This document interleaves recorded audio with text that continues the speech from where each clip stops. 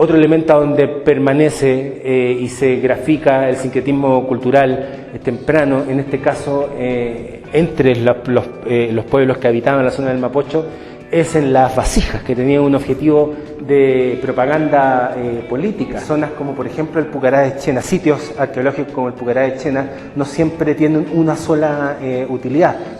Y la figura de Cristo crucificado, para algunas mentes de la Inquisición, pensaban que podía en el fondo evocar en cierta medida los sacrificios humanos rituales, que eran algo, o sea, totalmente expandido en toda la América, la Nueva España y los virreinatos, ¿no? Básicamente se trataba, dicen, de una especie de matrimonio a prueba durante medio ciclo de cosecha, o sea, durante medio año, donde al final tenías dos caminos: o terminaba en un matrimonio formal y definitivo, o se producía una separación sin estigma para ninguna de las partes.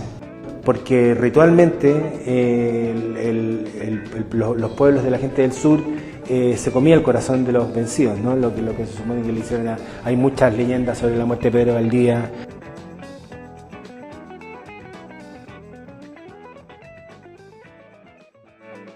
La Corporación Cultural Nuevo Horizonte de Paine se complace en presentar hoy día al investigador, crítico de música, periodista, escritor Julio Oces Muñoz, autor también del libro sobre los prisioneros, y hoy día nos va a exponer sobre el origen de la sociedad chilena con su tema el sincretismo cultural temprano en el Chile de la conquista. Profesor. Muchas gracias, muchas gracias. Yo primero tengo que dar una explicación porque cómo llega un crítico de música a referirse a estos temas. La verdad, yo me estoy, después de rondar muchos años ya las conferencias y los amigos de la Sociedad Chilena de Historia y Geografía, me terminé integrando como uno más. Lo que voy a presentar ahora es un extracto de mi conferencia justamente de introducción a la Sociedad Chilena de Historia y Geografía. Yo pertenezco a una sección en particular de la que les va a sonar conocido el director de la sección, que es la sección de arqueología, porque yo sé que ustedes ya estuvieron ya con el profe Rubén Estever. Lo que van a ver hoy día es parte, digamos, un extracto, es un perfume de las conversaciones que nosotros tenemos todas las semanas durante el primer martes del mes, y que a raíz de descubrimientos científicos bastante, digamos, recientes, que tienen que ver básicamente con algo que aunque parezca, o sea, algo que pasó hace mucho tiempo, en realidad parece que hubiera pasado recién. Esta noticia es del 2021, ¿no? Y es la noticia de que se descubre que el asentamiento inca y la ocupación inca en el Valle del Mapocho era bastante más intensa.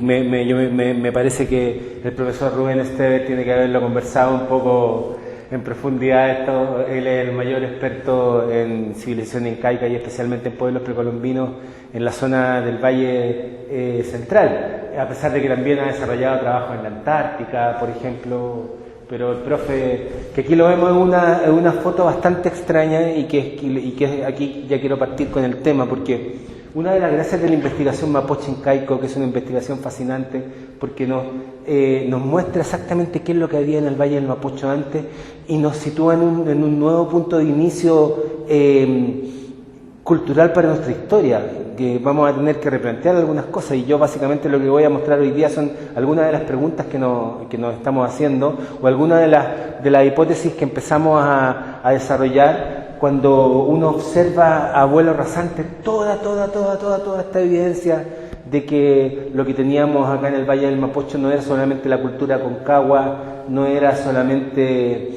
los picones o picunches o gente del sur o todas las mezclas posibles, sino que había una penetración muy fuerte de la cultura aymara y especialmente todo el producto que se fragua al entrar la civilización incaica a fines del siglo XV, ¿no? Y alrededor de 1470, a pesar de que Mapocho Incaico insinúa que esto podría ser previo, la ocupación del Tahuantinsuyo llegaba plenamente y articuladamente hacia el Valle del Mapocho.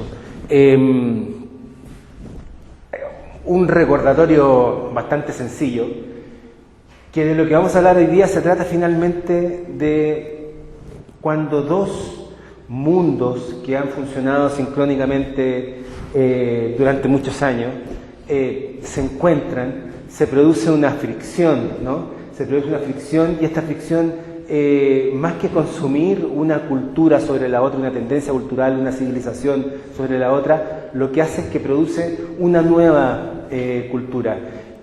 Podemos analizar y podríamos discutir acá, digamos, cuál cultura prevalece sobre la otra, pero vamos a ver aquí bastante evidencia de que somos bastante más mezcladitos de lo que pudiéramos pensar. Pero aquí vemos que básicamente un proceso que nosotros conocemos muy bien desde el lado europeo, mientras se estaba consolidando la reconquista de toda la ocupación mora y forjándose lo que luego sería la España que conoceríamos, ¿no? Los reyes católicos llegan a América y al mismo tiempo el Tahuantinsuyo ya se estaba expandiendo seriamente hacia el sur del continente. Mientras el Renacimiento y la expansión transatlántica comienza a producir una búsqueda alternativa, y no sé si les parece conocida la situación de tener bloqueado el comercio, ¿no?, de la ruta de la seda en esos años, con algo que está pasando ahora. Es bastante parecido, porque finalmente el gran aliciente para que empresas privadas patrocinadas por la corona se arriesguen a cruzar el charco y venir a ver o una ruta alternativa hacia las Indias, o lo que quisieran encontrar o lo que pudieran encontrar acá, se produce precisamente en ese contexto. Parece entonces el desarrollo de la cultura aconcagua en la zona del Valle del Mapocho, y especialmente la resistencia a Picunche o pro-Maucae a la ocupación incaica ya era bastante evidente. Aquí vamos a ocupar conceptos como, por ejemplo, pro-Maucae, que se trataba de todos los pueblos precolombinos que no se sumaban a la civilización incaica, lo cual era opcional. Uno podía estar dentro de la civilización incaica o podía mantenerse, digamos, dentro de su propia economía. Recordemos que una de las gracias que lo estábamos comentando con Pedro es que los habitantes de la zona del Valle del Mapocho estaban acostumbrados a una economía tributaria, ¿no? Una economía donde se le pagaba tributo a su señor, ¿no? Entonces cuando pasan a ser colonizados por los españoles, finalmente siguen pagando el mismo tributo, pero ya no llega a la misma parte, sino que se va directamente a Carlos V. El proceso que nos va a ocupar a nosotros hoy día tiene que ver con ese espacio que hay entre 1536 y 1600, que conocemos como el del descubrimiento y la conquista, pero especialmente nos vamos a centrar en lo que pasa después de que Pedro Valdivia llega a la zona del Mapocho. Cuando hablamos de sincretismo cultural, por supuesto que no podemos, aunque queramos y podemos encontrar todos los eufemismos que queramos, no podemos evitar abordarlo desde el tema del mestizaje, ¿no? El mestizaje es un tema completamente científico. Hace muy poquitos años, el año 2021, la doctora Laura Cifuentes dirigió el programa Chile Genómico, donde se estudió profundamente el genoma, o lo que se entiende por el genoma chileno, que creo que fueron más de 8.000 muestras alrededor de todo Chile. Y aquí ustedes pueden ver una configuración en la que no me voy a meter, por supuesto, en profundidad. Yo en realidad a lo que me dedico es a ser un relator de las cosas, ¿no? Yo soy un escritor que nunca ha trabajado con ficción, he sido biógrafo, he sido crítico, he sido reportero, y la verdad lo que me fascina de la historia es precisamente cómo nosotros podemos empezar a hacer las conexiones que vamos a revisar hoy día muy someramente a partir de hechos científicos o hechos históricos. Yo les comentaba hace un rato que una de las principales gracias de Mapocho Incaico es precisamente que convergen distintas disciplinas, el doctor Rubén Esteber, arqueólogo, el historiador Gonzalo Sotomayor, el geógrafo José Luis Cerda, ¿no? Y precisamente esta conversación se trata de la convergencia, se trata de todo lo que se puede obtener cuando distintos mundos... yo no propongo que hablemos de choque, sino que hablemos de convergencia, ¿no? Y le agradezco mucho a la inteligencia artificial que me haya ayudado a interpretar esta idea de esta manera, ¿no? Porque yo les estaba hablando que finalmente esto es un choque, y cuando hablamos de choque hablamos de un proceso físico, ¿no? Donde hay una fricción, pero donde tiene que haber también una energía que cataliza este choque, este encuentro. En el proceso de la conquista, por supuesto que tuvimos una energía clarísima que se llamó evangelización. Muchas veces tendemos a quedarnos con la idea en el colegio, siento yo, y que eso es parte de las conclusiones que voy a proponer dentro de un rato, pero muchas veces nos quedamos con la sensación de una conquista militar durante la época de la conquista. Pero en realidad habría que decir que es una conquista cultural desde el aspecto que es una conquista espiritual, es una conquista religiosa, ¿no? Hay un documento que tengo entendido que tenemos una copia en el Archivo Nacional y todavía no está disponible, del padre Diego Rosales, el mismo de la enciclopedia, que se llama La Conquista Espiritual, ¿no? Por supuesto que es la evangelización el catalizador de este encuentro entre dos mundos, ¿no? Yo les decía, en la gran tesis de esto es que el sincretismo en la Nueva España o los virreinatos, o como quieran ustedes llamarles, ¿no? Fue la alquimia cultural donde la imposición religiosa y la resistencia indígena se fusionaron y comenzaron un proceso que es más bien paulatino, ¿no? Transformando santos en deidades locales, templos en espacios compartidos, creando una identidad nueva, mestiza y barroca que sobrevivía a la conquista. Recordemos que el concepto de barroco se define como una especie como de recargo, ¿no? En esa época la doctrina cristiana sentía que tenía que recargar sus edificios, tenía que recargar sus figuras, tenía que recargar su iconografía para llegar a más gente, ¿no? Es increíble cómo algunos conceptos religiosos se pueden parecer también a conceptos de marketing, ¿no? Entonces, recapitulando un poco lo que hemos estado hablando hasta el momento, si nos ceñimos por la evidencia presente en Mapocho Incaico profusamente, lleno de mapas, como vamos a ver, lleno de objetos, deberíamos entender o deberíamos partir de la base de que Santiago no se funda sobre un peladero. Y desgraciadamente lo que estamos aprendiendo en los programas de estudio hoy día es algo bastante parecido a esa idea, ¿no? Sino que se funda sobre un crisol en ebullición de distintas culturas precolombinas, sobre un tambo central que es el que ocupa la actual Plaza de Armas y que fue la antigua Plaza Mayor en la época de la colonia, y donde originalmente se emplazaba el tambo inca o la zona principal de la ocupación incaica en el valle del Mapocho por parte del Tihuantinsuyo, ¿no? El Capañán, el camino del Inca, entraba por la zona entre la calle Puente y 21 de Mayo hacia el sur, chocando con la calle Catedral. Ahí en la esquina estaba la casa del Orejón Inca Quilicanta. ¿Está en azul en la plaza o es todo el centro de Santiago? No, esto vendría siendo la Cañada, que es la calle de la Plaza Brasil. Esto es una abstracción, no es un mapa exacto, digamos, del damero que Pedro Valdivia pone encima, pero sí uno puede entender más o menos cuál era la extensión del damero. Hay muchas cosas que se pueden sacar de Mapocho Incaico y obtener nuevas líneas de investigación. Una de las cosas más fascinantes es, por ejemplo, lo que se descubre en la última investigación de Mapocho Incaico, que es Mapocho Incaico Central, Distritos Prehispánicos de Irrigación, que aparece en el 2021 y donde queda totalmente identificado la red de distritos de irrigación, valga la redundancia, prehispánicos, que ya estaban diseñados sobre la cuenca del Valle de Mapocho, ¿no? 19 canales que extraían agua del Mapocho y otros 12 que extraían agua del río Maipo. Básicamente la civilización incaica hasta donde podemos entender, porque podría ser también que este sea un trabajo que pueda haber partido de otra civilización antes, pero hasta donde sabemos, al momento de la llegada de los españoles estaba este diseño que es bastante espectacular, porque quiere decir que el Valle del Mapocho no era una zona fértil natural, sino que era una zona fértil intervenida por la civilización humana.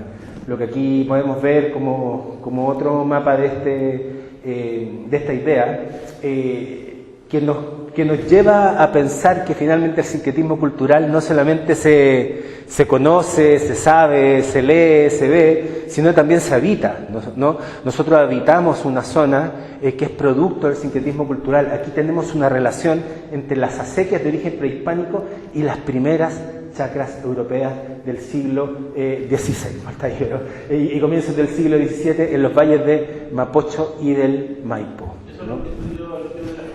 Todo lo que todos estos mapas pertenecen a Mapocho Incaico, a la investigación, el trabajo de Juan Carlos Cerda y de otras personas. No sé exactamente si en esta, sí, también está Cerda ahí. Hay mucho más en Mapocho Incaico que solamente agua bajo el puente, ¿no? Estos temas son temas profundos, yo no sé si ustedes lo han tocado acá, y son temas muy interesantes, y son temas en los que podríamos estar mucho rato metidos, porque son muy interesantes. Cuando entendemos que la cosmovisión indígena podía llegar a ser mucho más sofisticada de lo que solamente la cultura concagua podía producir, en realidad se abren muchas más líneas de pensamiento. Lo que aquí estamos viendo es el trazado de la geometría sagrada o de la geografía sagrada del Valle del Mapocho, y vemos cómo el Inca diseña su asentamiento, diseña su ocupación desde las cumbres, no desde abajo. Es decir, la justificación de su ocupación, de la zona de ocupación, donde instala sus seques o zonas ceremoniales, tiene que ver con una cuadratura relacionada con los ciclos de cosecha, con los ciclos de la naturaleza. Esto, la geografía sagrada del Valle del Mapocho, es una proyección trascendente de la cosmovisión andina y su relación con la dinámica natural del paisaje. Díganme si eso no es finalmente una vertiente cultural poco explorada, y esto finalmente refuerza un poco la idea que yo les mencionaba al principio de que no siempre las culturas son arrasadas. A veces solamente algunos aspectos de esa cultura comienzan a pasar desapercibidos. Si alguien no hace esta relación que es prácticamente matemática y que es mucha gente la que está trabajando en esto, no es solamente por eso. Estos son temas que yo anuncio solamente, pero espero poner preguntas en su cabeza. Sí, por favor.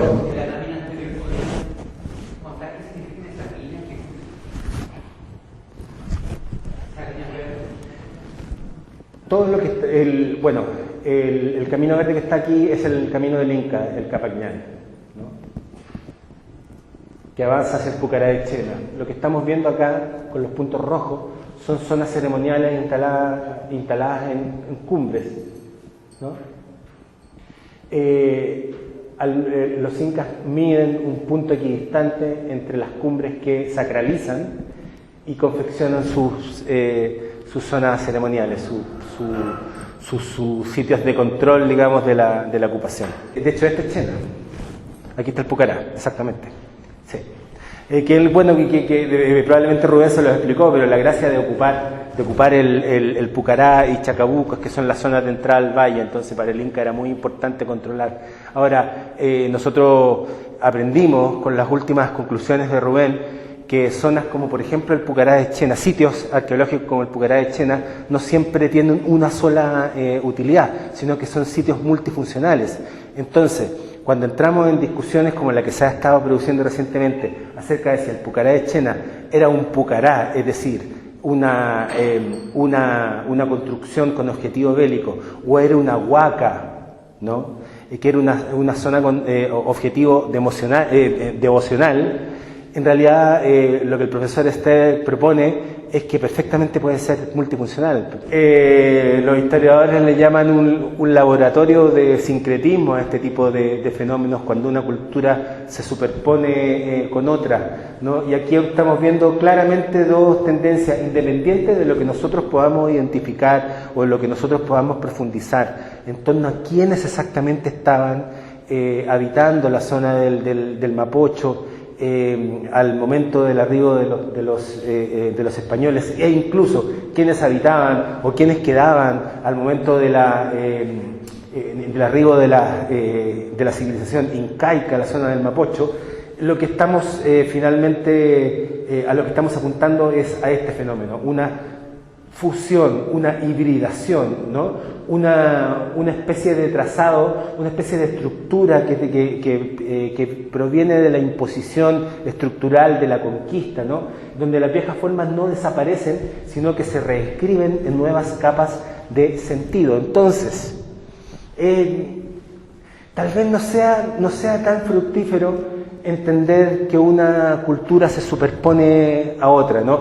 Aunque literalmente nosotros sabemos que los españoles venían de la Reconquista, entonces estaban acostumbrados a que al entrar y recuperar un sitio moro ponían una iglesia encima, ¿no? Arrasaban. Lo que pasó en México fue bastante más claro cómo se arrasaban los templos precolombinos y se ponían iglesias encima. Sin embargo, aquí nosotros vemos esto que algunos historiadores conciben como una especie como de laboratorio andino, ¿no? Donde la cultura europea choca con la tradición aconcagua, con los grupos de gente del sur o grupos mapuche, ¿no? Que andaban por acá también, y la cultura diaguita que venía de los aymaras, ¿no?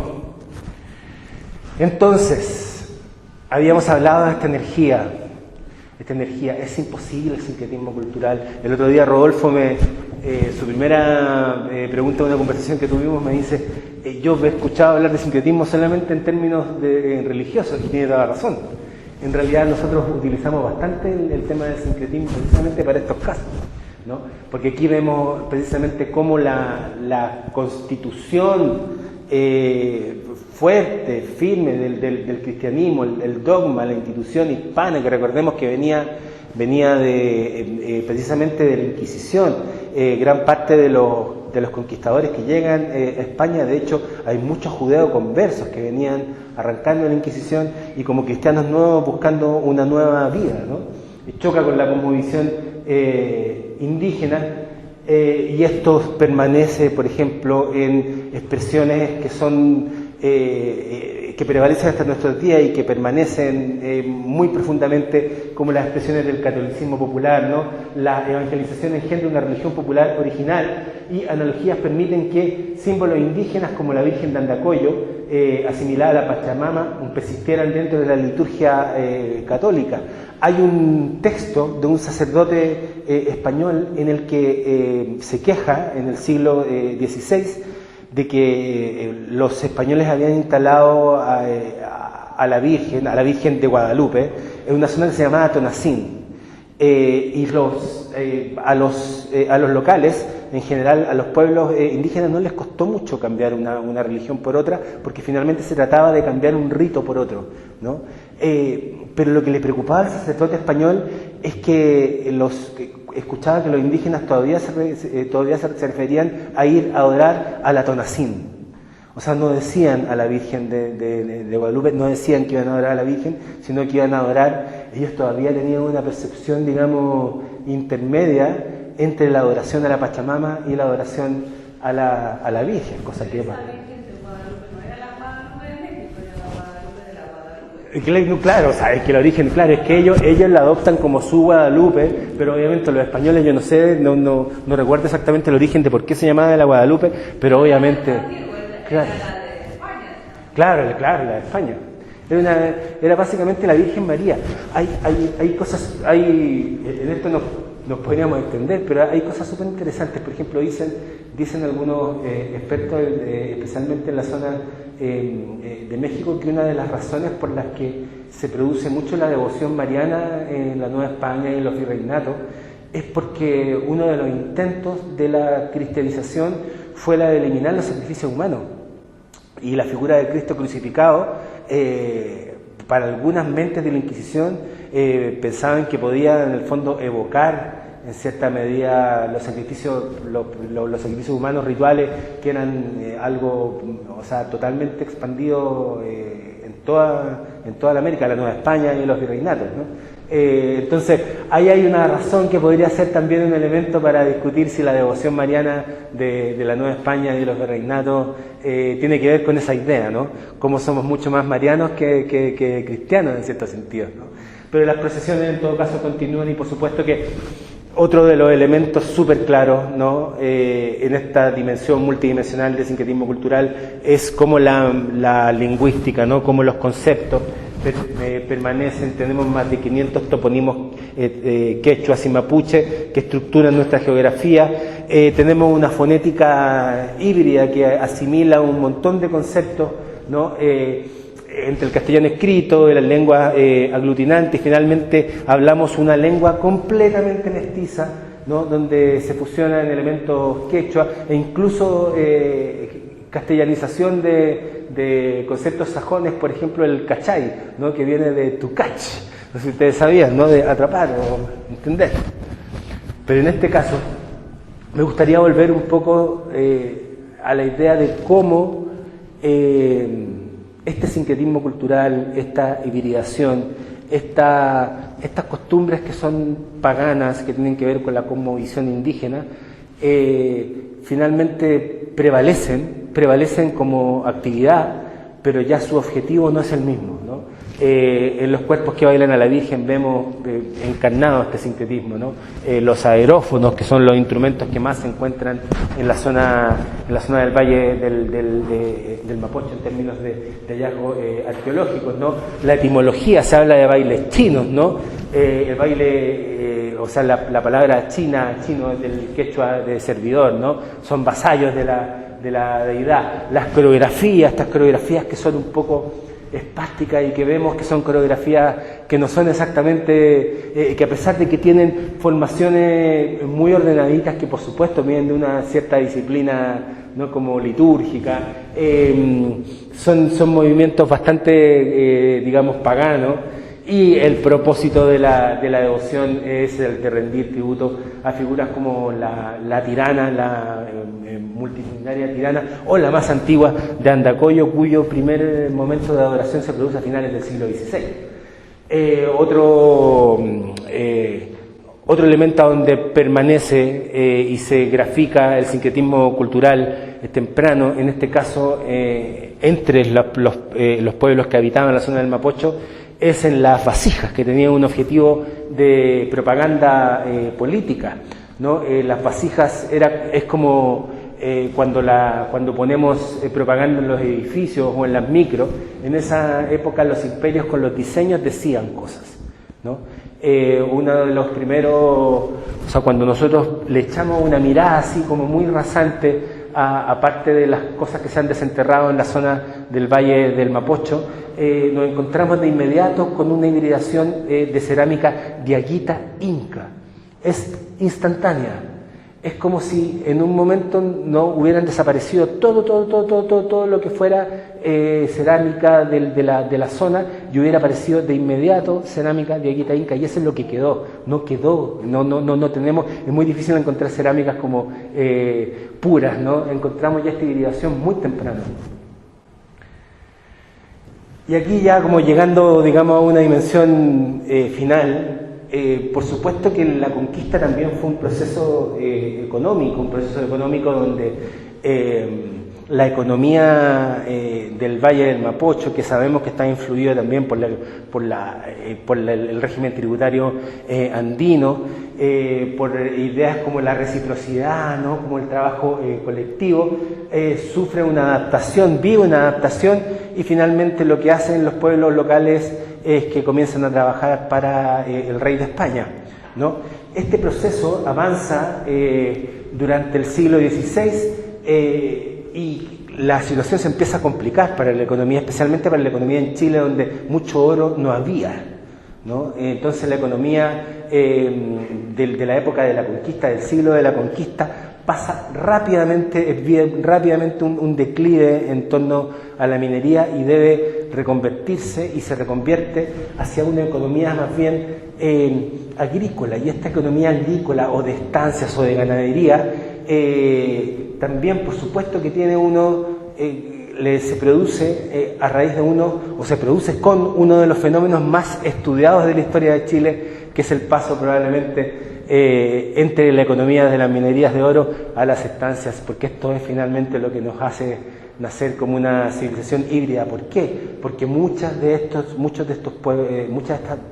poblaciones indígenas son desplazadas hacia estancias, ¿no? Esto que lo aprendemos en el colegio, que estas propiedades rurales privadas dedicadas principalmente a la cría de ganado o de maíz.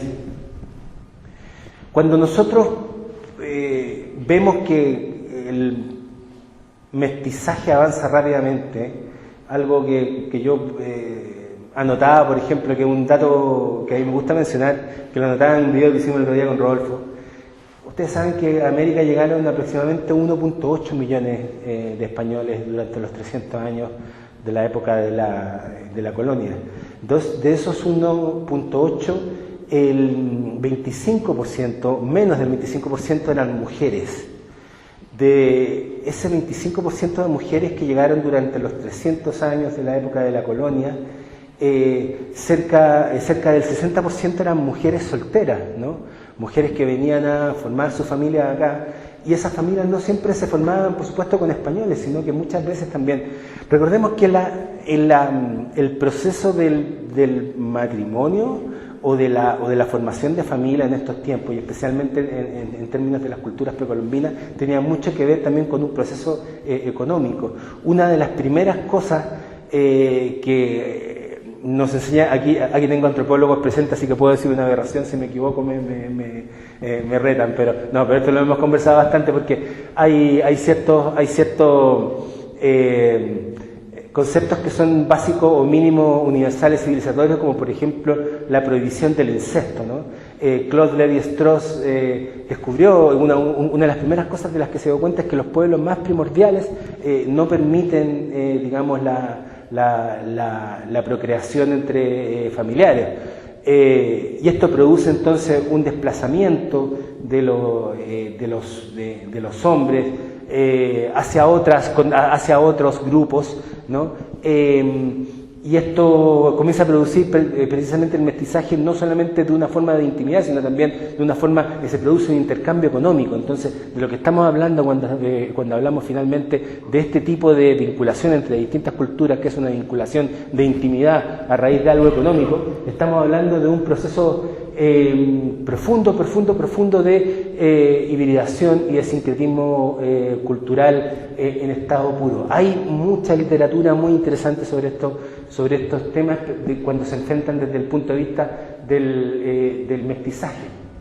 Lo que aquí vemos en este libro es algo que encontré muy entretenido de mencionar, pues aquí vemos, digamos, la preocupación por la situación generalizada de concubinato, ¿no? Y aquí anotan que esto en el primer momento equivale al matrimonio para los indios.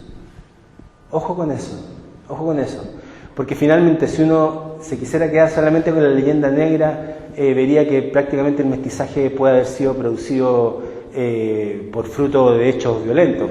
Bueno, experiencia tenemos, recordemos que la civilización romana nace a partir del rapto de la Sabina, así que tenemos algunos hechos violentos en nuestra historia, pero en este caso, en todo caso, lo que parece es que las costumbres andinas incluían procesos de matrimonio a prueba.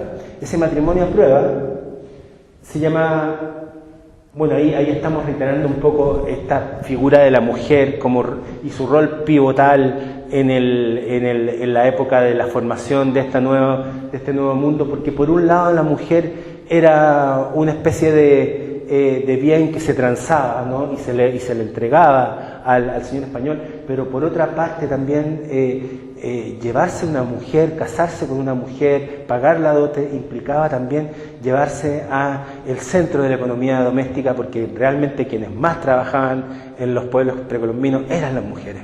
¿no? Eran el centro de toda la economía, hacían todas las cosas, coordinaban todas las cosas, ¿no? Entonces, el rol de la mujer es muy esencial. Pero volvamos a esta idea que a mí me pareció fascinante y yo creo que ya como que empiezo como a pedirles que concibamos esta idea de que el sincretismo cultural se produce a muchos niveles, ¿no? El Servinacuy finalmente era una institución andina, ¿no? Y cuando hablamos de andino, no hablamos solamente de incaico, sino que hablamos de pueblos que se montan sobre pueblos. Cuando hablamos de los incas hablamos de los huari, hablamos de Nazca, hablamos de Tiwanaku, hablamos de un montón de gente. Entonces, si esta antigua costumbre prepatrimonial andina, preincaica, que permitía negociar las normas sobre el cuerpo, la sexualidad y la familia, de formar vínculos permanentes, y que básicamente se trataba, dicen, de una especie de matrimonio a prueba durante medio ciclo de cosecha, o sea, durante medio año, donde al final tenías dos caminos, o terminaba en un matrimonio formal y definitivo, o se producía una separación sin estigma para ninguna de las partes. No sé si ustedes adivinarán para dónde va esto, pero aquí podemos ver, digamos, en qué termina siendo la sociedad española, una sociedad que en otras zonas fue mucho más dura en cuanto a la formación de castas en la sociedad que en nuestros países, donde fue bastante más suave, ¿no? Pero imaginémonos a la figura de esta mujer, que la conocemos, este cuadro está ahí en el Museo Histórico Nacional, Inés Suárez, que nosotros la aprendimos en el colegio como Inés de Suárez y después tuvimos que aprender que era Inés Suárez, ¿no? Imaginemos a esta mujer que llega a Chile acompañando a Pedro Valdivia, en ese momento su compañero, ¿no? Esta mujer que tenía muy poca educación, era costurera, sin embargo tenía conocimientos ancestrales como por ejemplo el de los saorí, el de la radiestesia. Es Inés Suárez la que encuentra agua en el desierto y mantiene vivo a la cuesta de Valdivia. Entonces, ¿qué pasa con lo que estaba pasando entre Pedro de Valdivia e Inés de Suárez? ¿No consideran ustedes que esta es una especie como de Servinacuy criollo finalmente? Porque si superponemos el modelo andino de una convivencia a prueba fuera del dogma religioso sobre los fundadores españoles, ¿no? Del Reino de Chile, 10 años de cohabitación extramatrimonial pública. Valdivia estaba legalmente casado en España con Marina de Gaete, una sociedad de apoyo mutuo, y Inés Suárez, que ya sabemos actúa como socia política y económica fundamental en la conquista y la fundación de Santiago. Entonces, el Servinacuy nos sirve finalmente como una lente hermenéutica, ¿no? Su relación no fue una simple anécdota romántica, sino que perfectamente como corolario de esta idea de sincretismo cultural temprano que se produce, ¿no? Y como una zona de este espacio que nosotros vemos en el siglo XVI, donde prácticamente antes de la economía de la estancia estaba todo pasando en la zona del Valle del Mapocho. No estaba todo tan ordenado, no estaba todo tan reglamentado. Recordemos que las mensuras de Ginés de Lillo están hechas, que son los primeros documentos oficiales que tenemos sobre las tierras, se deben hacer del siglo XVII, sobre hechos que pasaron en el siglo XVI, ¿no? Entonces, finalmente, encontramos esta fricción entre la institucionalidad y la sentencia del virrey de la Gasca, ¿no? Donde procesa a Valdivia por cargos que le estaban haciendo sus enemigos, y Valdivia sale libre de polvo y paja de todo. Todos los cargos de traición, de querer enriquecerse, de la Gasca le perdona todo. Lo único que no le perdona es algo que venía en el corazón mismo de la misión de los españoles y de los europeos en las zonas de los virreinatos, que era finalmente el estar en concubinato con Inés Suárez, y se le exige que traiga a su esposa legal, que finalmente no, desgraciadamente no alcanza a verlo vivo. Pedro Valdivia muere antes de que Marina Ortiz de Gaete llegue, y Inés de Suárez casada rápidamente con Rodrigo de Quiroga, y el paso forzado por la corona para convertir un Servinacuy exitoso de fronteras en matrimonios oficiales, y todo queda totalmente reglamentado.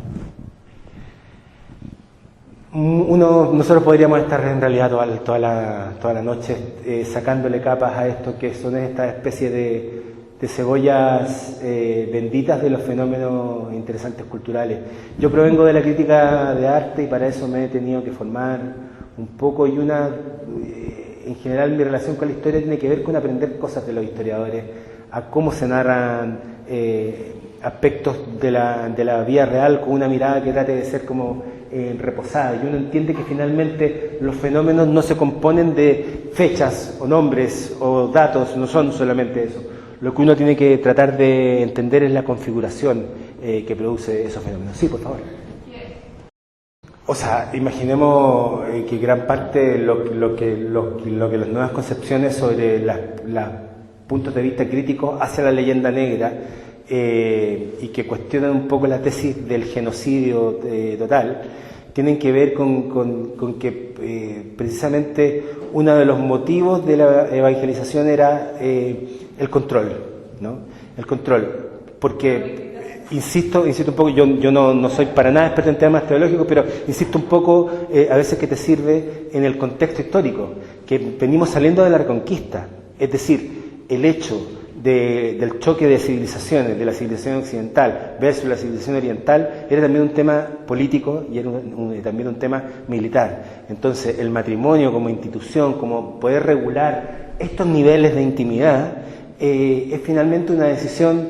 Estamos en un momento de la historia hace 500 años en que esta división entre nuestros líderes espirituales y nuestros líderes políticos no existían, era toda una misma misión, ¿no? Entonces yo creo que prácticamente esa era la razón para que el matrimonio fuera tan importante, ¿no? Y especialmente para que el gobernador de Chile no solamente fuera alguien respetable, sino que lo pareciera probablemente. Dicen que Pedro Valdivia se llegó a enfermar después de esa decisión, ¿no? Aurelio Díaz Mesa, un gran cronista y que desgraciadamente lo conocemos y lo publicamos poco, narra un periodo en que Pedro Valdivia prácticamente se enferma de pena, ¿no? Y incluso hay en algunos momentos don Jaime Aguirre propone que Pedro Valdivia se empiece a equivocar, ¿no? O sea, Pedro Valdivia está enfermo de amor, ¿no? Todos estos temas son muy interesantes porque tienen que ver con la intimidad, podríamos expandirnos en realidad, pero finalmente lo que pretendo es que lleguemos a estas concepciones finales, ¿no? Sí, por favor. Bueno, y tenemos también el caso de nuestro padre de la patria, ¿no? Donde finalmente hay una relación ahí, ¿no? Claro, que también es una especie como de matrimonio no formal o de familia no formal. Yo creo que es súper interesante cuando, a mí me parece fascinante cuando empezamos a hacer estas proyecciones. Yo la verdad, cuando llegué a la Sociedad Chilena de Historia y Geografía, yo tenía la pregunta de que yo quería saber cómo sonaba Chile cuando llegaron los españoles. Yo quería entender ese sonido, yo tenía la sensación de que ese sonido probablemente había desaparecido, pero quería saber cómo era. Y la verdad no pasaron muchas semanas hasta que me encontré con don Esmildo Pastene, que es experto en festividades religiosas y que me explicó que si quería saber cómo sonaba la América precolombina, tenía que ir a Andacollo, tenía que ir a La Tirana, porque esa misma música es la que sonaba hace 500 años, con la diferencia que en esa época se adoraba el culto al sol y ahora se adora a la cruz. O sea, recordemos que ya para la época en que llega Valdivia ya habían edictos reales que promovían el mestizaje, que promovían la evangelización a través de formar familias. Y ojo, también otro elemento que me gustaría aportar a la discusión es que recordemos también que en la zona de Florida, en la zona de Norteamérica, son colonizados por puritanos y los puritanos llegan con sus familias, ¿no? O sea, el mestizaje no es parte del proceso de evangelización y de colonización, como en nuestros pueblos, ¿no? Donde casarse y donde absorber la cultura del lugar y convertirla al cristianismo era parte de la misión, ¿no? Pero finalmente, como una idea final, ya como para que esta conversación se abra, me gustaría dejar este concepto, ¿no?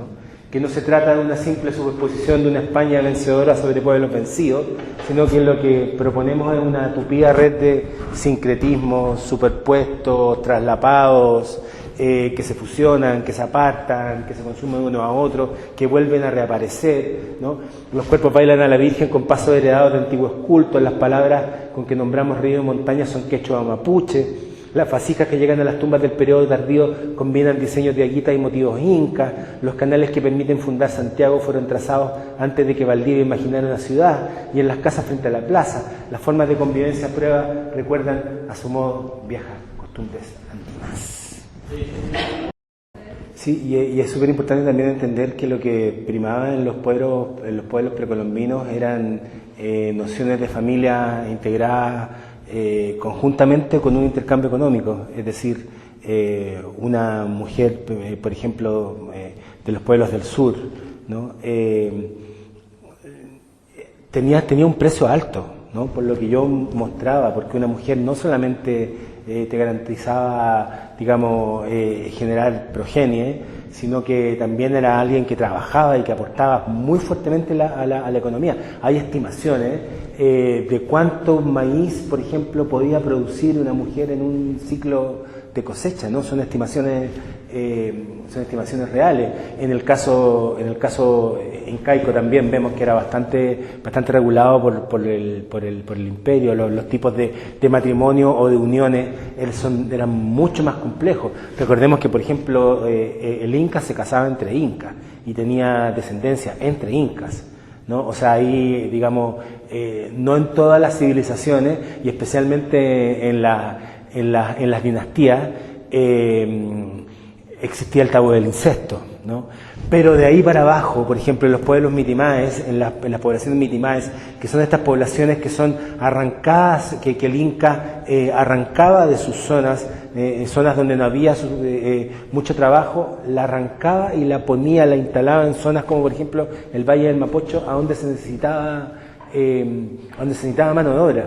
Entonces eso, por supuesto, que producía mestizaje y producía este tipo de relaciones. Entonces, claro, nosotros entendemos el matrimonio como lo entendemos, digamos, en la civilización occidental, pero la unión, este tipo de uniones, digamos, mixtas, están en el origen de la civilización, ¿no? Eso es lo que podríamos como llegar a tomar como elemento, ¿no?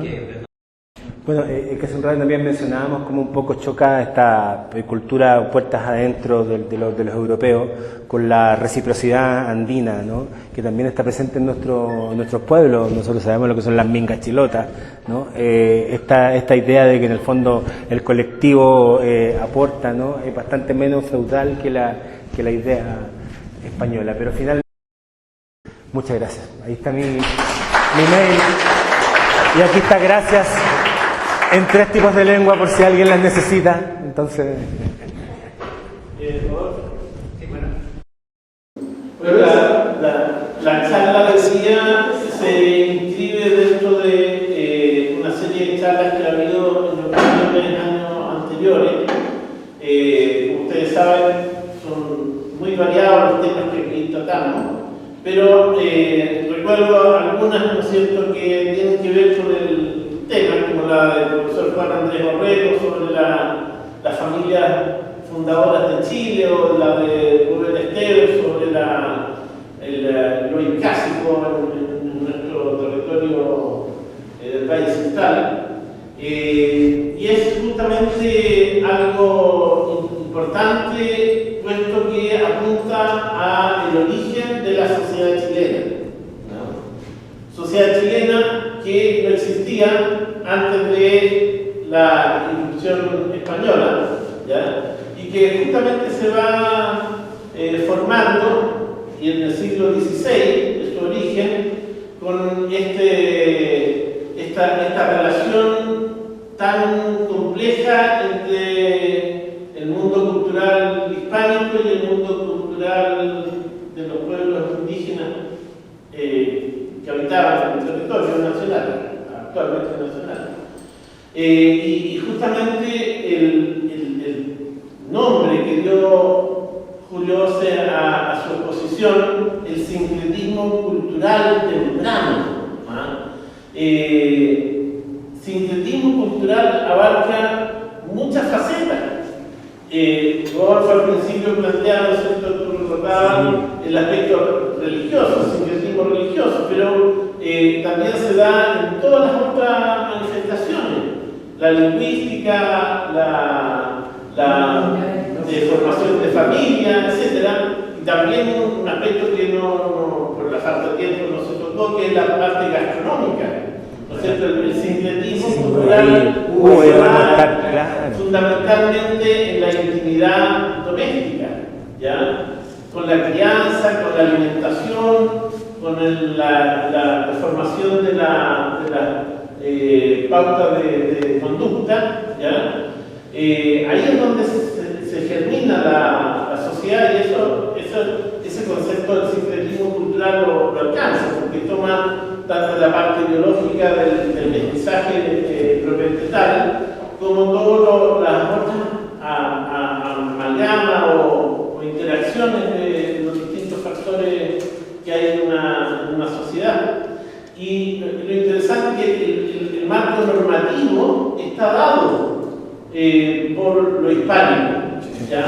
Las normas, las leyes, las instituciones formales, pero lo que hay adentro es una evolución, ¿ah?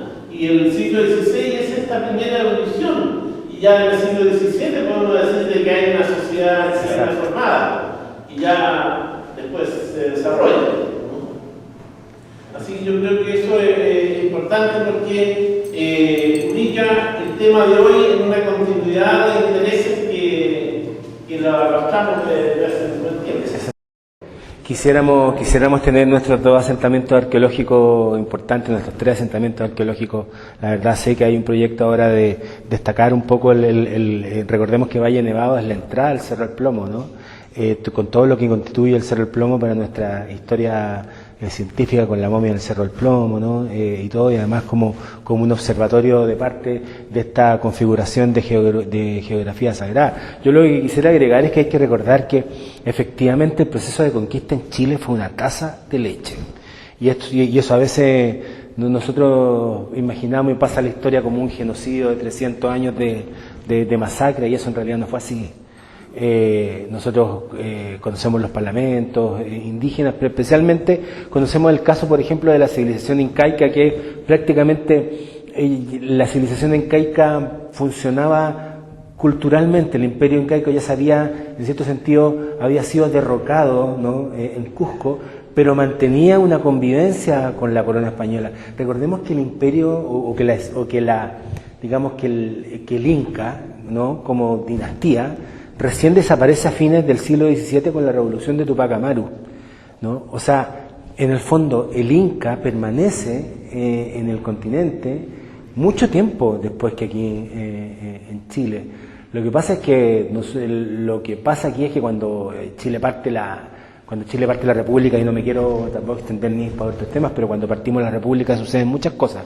Primero, que necesitamos configurar nuestra idea como nación de qué somos, de dónde venimos y todo, claro, pero bueno, y por eso es que Diego Barros Arana tiene que viajar a Lima, y tiene que viajar al Archivo de Indias, ¿no?, una labor que después Toribio Medina cristaliza, y empiezan a llegar los sabios Domeico, Rodolfo Lenz, que forman la Sociedad Chilena de Historia y Geografía. Pero una de las cosas que pasa, una de las primeras cosas que pasa con la República de Chile es que una república necesita límites, ¿no?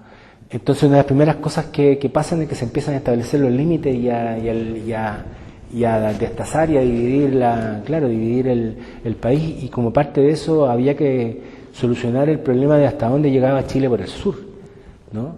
Y se soluciona de una manera bastante terrible. Incluso antes del episodio de la pacificación de la Araucanía, como decisión de Estado, se le expropia gran parte de sus terrenos a los pueblos aymara, ¿no? Pero no se les expropia el terreno completo, se les saca un cachito. El Estado de Chile le saca un cachito a los pueblos aymara. Y con eso se va configurando uno de nuestros últimos, bueno, conocemos obviamente de todo lo que pasa en la Guerra del Pacífico y la Confederación Perú-Boliviana, pero nuestro límite con Argentina se configuran recién a fines del siglo XIX, ¿no? Ahí recién como decidimos hasta dónde vamos a llegar. Entonces todo esto, o sea, la configuración, si uno mira lo que pasa en México, ¿no? Donde es totalmente intenso y sangriento y belicoso, uno ve lo que pasa, por ejemplo, en las minas de Potosí. Tuve la suerte y la bendición de estar el año pasado en el lanzamiento del libro Viaje a Potosí del profesor José Bengoa. Fue su último libro, donde él relata de una manera bastante cruda, ¿no? lo que era la vida en las minas de Potosí, que se mantienen trabajando hasta finales del siglo XIX.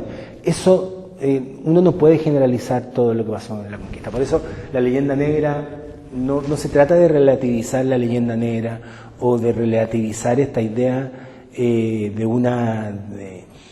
son estos conceptos que son post Revolución Francesa, ¿no? Estos conceptos historiográficos que son de conquistador, conquistado, opresor, oprimido, que finalmente son conceptos que son la base también de las tiranías, ¿no? Como todo está enfrentado, ¿no? Una cosa está enfrentada a otra.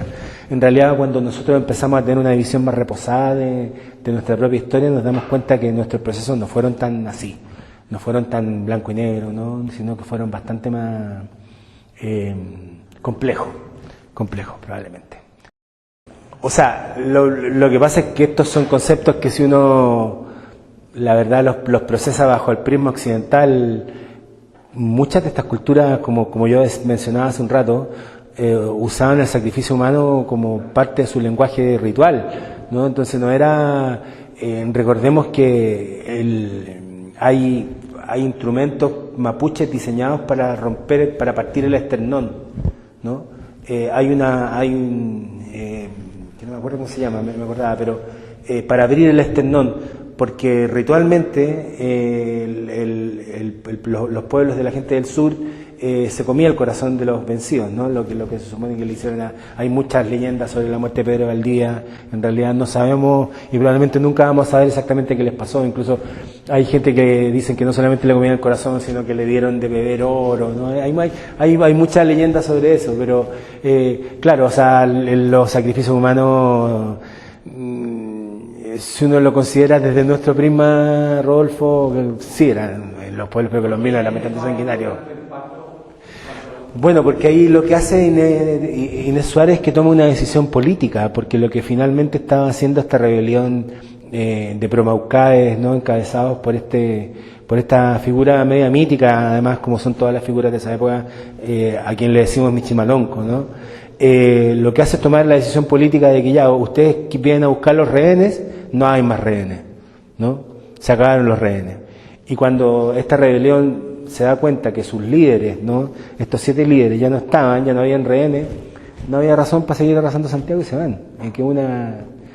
Que increíble, uno dice, pero ¿cómo? Pero no se supone que son bárbaros. Entendieron una señal política completamente concreta de que ustedes vienen a recuperar estos rehenes, ya no hay rehenes. Como no había rehenes, ¿no? Se acaba el levantamiento, ¿no? Hay una cosa que si uno lo mira con este prisma es bastante salvaje, pero tiene sentido, ¿no? Que durante estos últimos años se han producido una serie de avances en términos de arqueología muy altos, muy grandes, ¿no? Estamos replanteando todo prácticamente, y uno de los grandes avances es el uso de drones y tecnología para escanear sitios grandes. Entonces, por ejemplo, no sé si ustedes saben que se han descubierto mucho más geoglifos en Nazca, ¿no? Que no estaban visibles a simple vista, o lo que a nosotros, por lo menos en la sección de arqueología, nos tiene bastante fascinados y nos tiene conversando hace por lo menos un año. En la zona de la selva amazónica se escaneó con esta nueva tecnología y se encontraron una serie de restos y de geoglifos y de cosas que no tenemos idea de lo que hay ahí abajo todavía, porque habría que deforestar la Amazonía probablemente para investigar eso. O sea, eso nos dice, digamos, el nivel, o sea, estamos en una comuna, estamos en una zona de Chile donde estamos entre dos ruinas arqueológicas incaicas monumentales que ni siquiera nos hemos tomado tiempo de desenterrar. No sé si ustedes conocen en Lima la Huaca Pucliana, no sé si alguien ha estado en Lima. En la zona de Miraflores, que es la zona turística de Lima, había un cerrito, había un montecito. una colina chiquitita, y ahí la gente practicaba motocross, ¿no? O hacía, y de repente parece que alguien saltó el motocross y como que se cayó y salió un pedazo de cerrito y aparece como una piedrecita que no parecía, y resulta que empiezan a limpiar el cerrito y había toda una huaca en ritual, y se dan cuenta que habían por lo menos 3 civilizaciones una sobre otra, ¿no? Y hoy día, sí, y hoy día uno puede ir a la Huaca Pucliana, hay un restaurante que es uno de los mejores de Lima, de hecho ahí, pero además puede ver una reconstrucción de la vida en esa época, y no solamente eso, también hay zonas que desgraciadamente nuestra legislación es muy precaria. Las excavaciones que se hicieron en el patio de la catedral y en el patio del Museo Histórico Nacional no pudieron envidriarse, ¿no? Por razones, bueno, que no vale la pena enumerar, pero nosotros no podemos mirar lo que hay abajo, pero ustedes han visto que en Lima está todo envidriado. Entonces ustedes van a la Huaca Pucliana y no solamente ven recreaciones con maniquíes de la vida en la época, sino que miran y ven entierros, capacochas reales,